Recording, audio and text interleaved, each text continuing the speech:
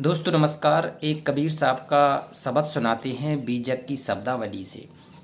तो ये प्रेम के शब्द हैं, विरह के शब्द हैं। सतगुरु से कितना प्रेम होना चाहिए आपका। कहते हैं सतगुरु और आपके संबंध कैसे होने चाहिए, इसका ये बहुत ही बढ़िया शब्द है।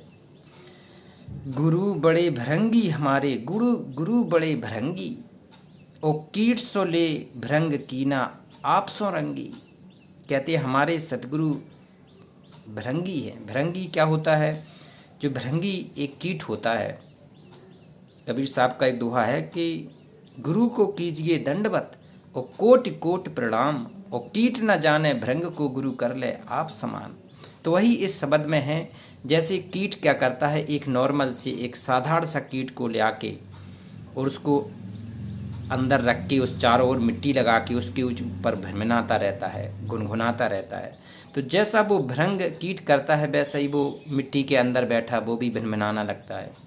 तो कबीर साहब कहते हैं कि गुरु बड़े भृंगी हमारे गुरु उसी भृंग जैसे हैं।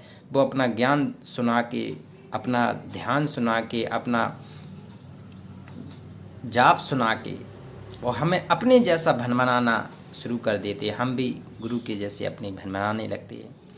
और कीट सो ले भृंग कीना आप सो रंगी। जैसे कीट अपने जैसा रंग लेता है भृंग कीट, उसी प्रकार से सतगुरु अपने शिष्य को, अपने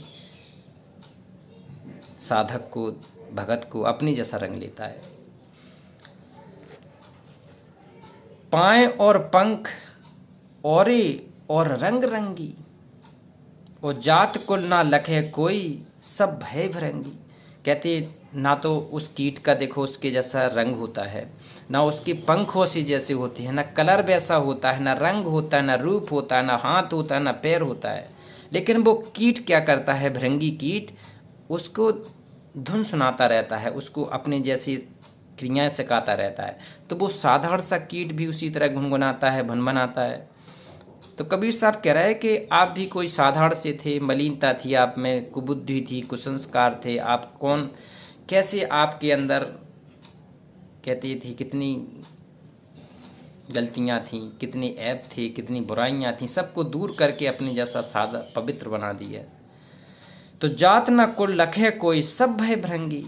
कहते हैं जो गुरु की शरण में आ जाते हैं, जो सतगुरु की शरण में आ जाते हैं, वो बिल्कुल शुद्ध सात्विक हो जाते हैं, अपने जैसा बना लेता है गुरु। नदी नाले मिले गंग कहावे गंगी। देखो जैसे नदी नाले, गंगा नदी कहाँ से, गौमुख से आती है और समुद्र में कहाँ, अरब सागर में मिलती है। तो गंगा पवित्र है, देवतुल्य है नदी। तो गंगा नदी में कितनी नदियाँ मिलती हैं, कितनी हजारों छोटे मोटे नाले मिलते हैं, कितने क्या मिलते हैं, लेकिन सबका जल क्या हो जाता है, पवित्र गंगा जल हो जाता है।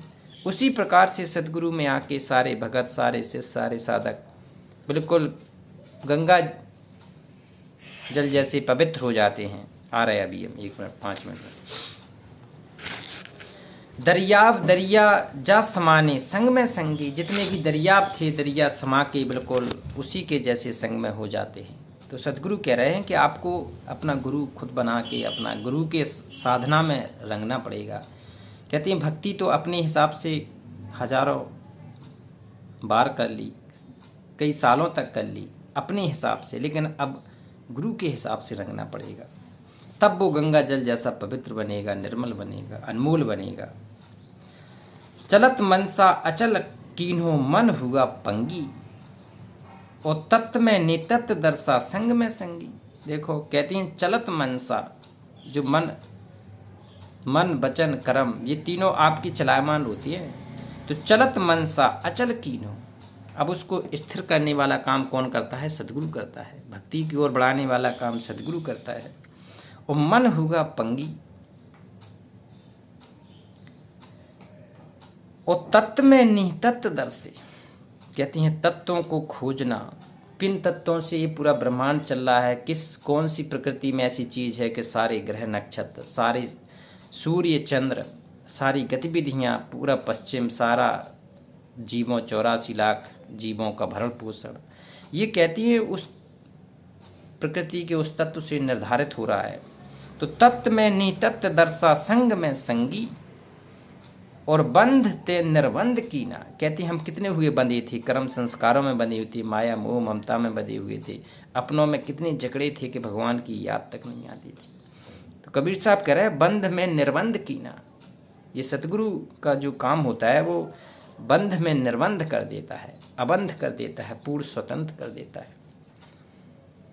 और तोड़ सब तंगी, तेरे सारा संगी और तंगी सब कुछ खत्म करके तुझे मन चंगा बना लेता है। मन चंगा तो फिर कठौती में गंगा। इस स्थिति पे लाके सतगुरु आपको ला देंगे। आत्मलीन की अवस्था में, ध्यान धारणा और समाधि की अवस्था में गुरु ला देंगे आपको। कहत कबीर किया अगम गम, नाम रंग रंगी। अगम जहाँ कोई गम ना हो और नाम के रंग में रंगी। कबीर साहब कह रहे हैं कि जो सतगुरु होगा अपने अगम में ला देगा आपको, कोई गम नहीं होगा, और अपने नाम में रंग देगा, सच्चे नाम में आपको रंग देगा। तो जी ब्रह और प्रेम का शब्द है। तो एक शब्द ब्रह और प्रेम का लगता है, मैं कासे पूछूं अपनी पिया की बात रे। मैं किससे पूछूं अपने पिया की बात। पिया कौन है? भगवान है। अब ये भगवान तक पहुंचने की बात मैं किससे पूछूं? तो कबीर साहब कहते हैं कि अपने सतगुरु से पूछ ले, वहां जाने की विधि विधान।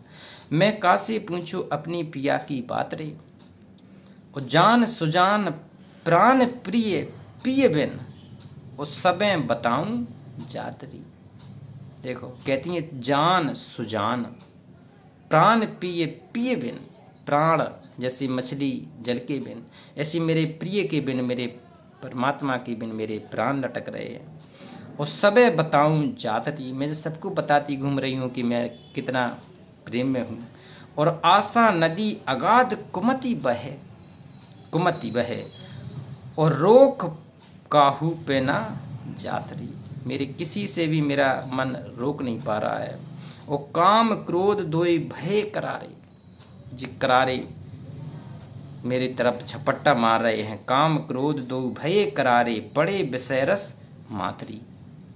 तो इसको सतगुरु कह रहे हैं कि इसको तो विषय विकारों को केवल ज्ञान से मारा जा सकता है, वचनों से मारा जा सकता है। सही सतगुरु की भक्ति और शक्ति से, सतगुरु की सभी प्रेरणा से इसको खत्म किया जा सकता है। ऐसे नहीं, गुरु ढूंढना पड़ेगा। ये पांचों अपमान हैं संगी, काम क्रोध लोभ मोह अहंकार।